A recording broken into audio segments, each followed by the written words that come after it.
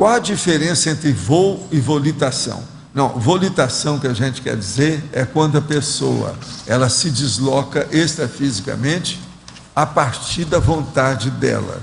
E isso é feito com o psicossoma.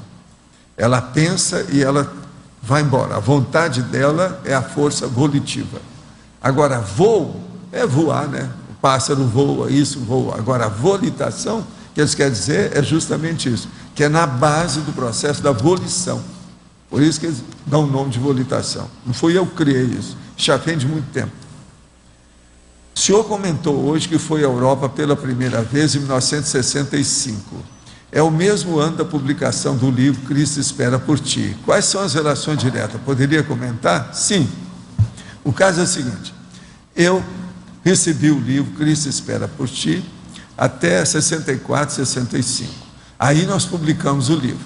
A hora que eu publiquei o livro, que foi lá na SEC, na Comunhão Espírita Cristã, em Uberaba, tinha pessoa então que ficou muito entusiasmada com o livro.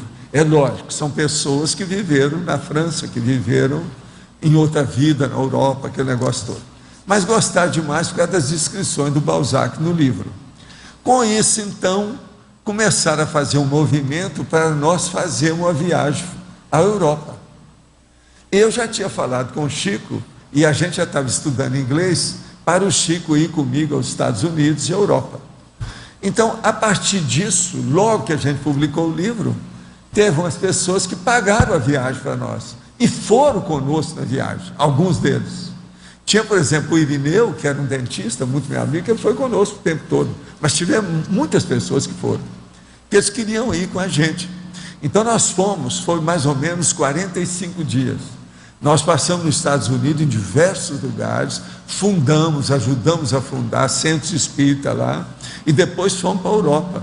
Fizemos entrevista, tudo quanto é lado, saímos em jornal, recebemos mensagem mediúnica psicografada nesses lugares, tudo isso foi publicado.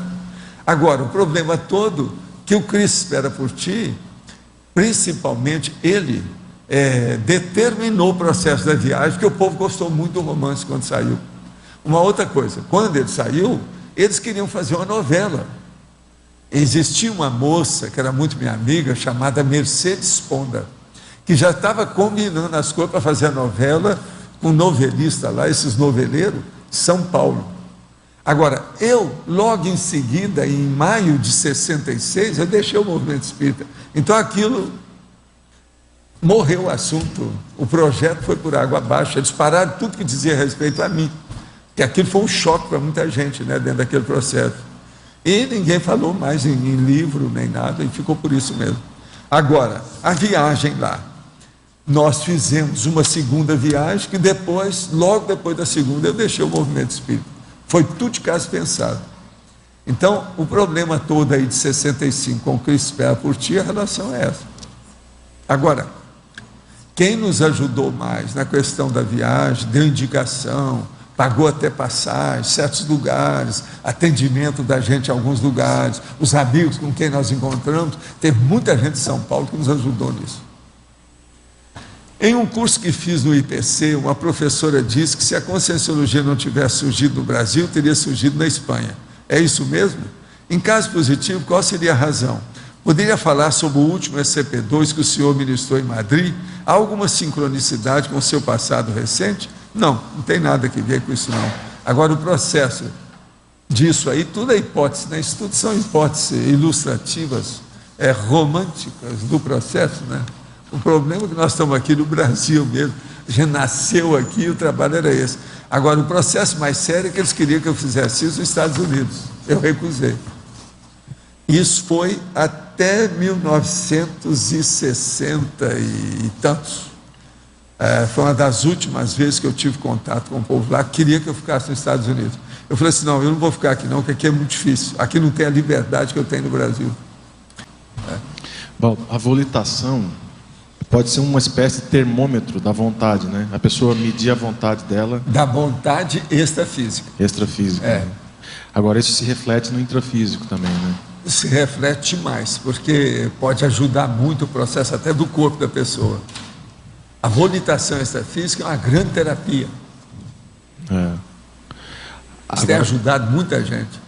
Agora, essa questão da vontade da pessoa quando vai volitar, quando vai alçar voo, vai, enfim, está projetado, ela pode estar lúcida para essa questão, para medir a própria vontade dela durante o voo, durante a volitação, né?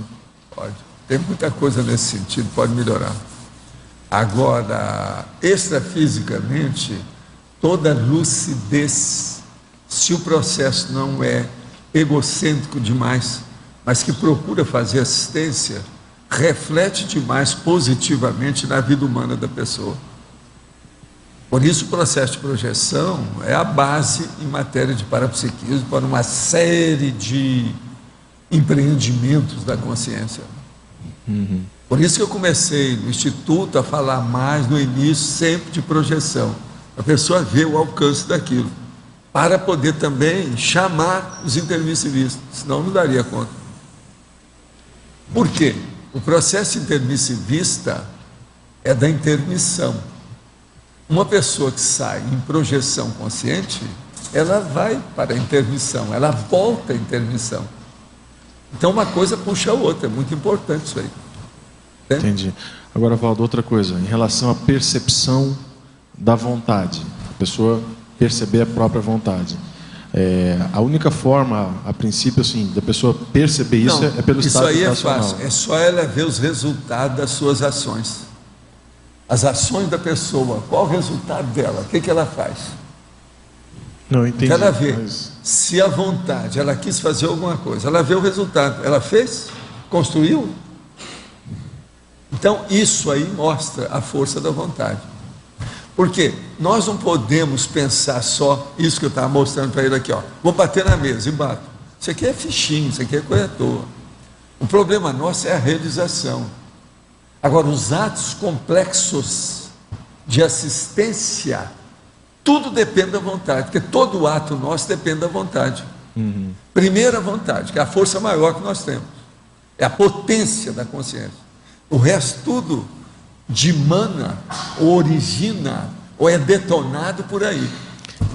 O meu ponto é justamente esse. A hora que a pessoa está fazendo o estado vibracional, ou está mobilizando as energias, é que ela percebe o que é, que a vontade é algo palpável. Não, outra coisa, não é concreto. isso. A voliciolina é a vontade palpável.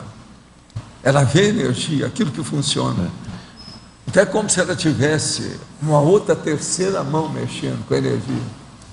E você sabe que existem determinadas manifestações de fenômeno, parafenômeno, que são assim, né? Existe um processo que você vai à distância. Você sente direitinho o seu programa de energia lá, dentro da clarividência. Você nota perfeitamente aquilo. Eles deram até vários nomes para isso, em matéria de ectoplasmia, materialização, as alavancas, um monte de nome que deram para essas coisas. Realmente, é por isso que eu chamo isso de voliciolina, que é o combustível da vontade. Isso aí materializa a vontade para a gente. Valdo, como é que você enquadra a motivação dentro dessa questão da vontade? A motivação seria maior? Quando a pessoa ela começa a discernir o alcance da força da vontade dela, a motivação dela também aumenta. Autoestima, motivação, autossuficiência, autoconfiança, tudo aumenta nela, positivamente.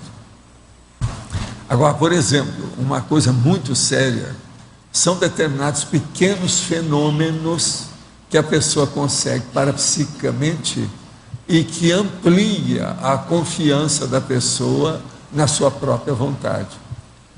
Então, por exemplo, você mexer com alguma coisa fisicamente, isso é muito difícil, mas é possível quando a pessoa insiste.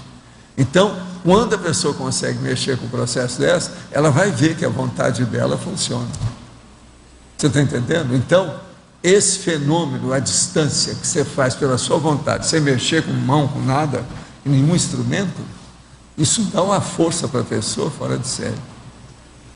Agora, por exemplo, você colocar aquela técnica que eu estava falando, que é uma das coisas mais simples que tem, mas é difícil, não é fácil.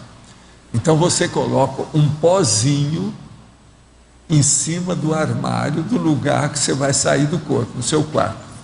E você fecha tudo, não pode ter vento, ar-condicionado, nada disso. E você vai chegar lá e fazer aquilo cair, enquanto você está fora do corpo. Agora, é impressionante a hora que você tem a lucidez, você chegou lá e mexeu para aquilo cair no chão, e o negócio caiu, você viu fora do corpo. Depois você vem para o corpo, chega lá, o negócio está no chão. Isso aí, acabou. Você fez barba, cabelo e bigode de uma vez só. Liquidou com o assunto. Você está entendendo?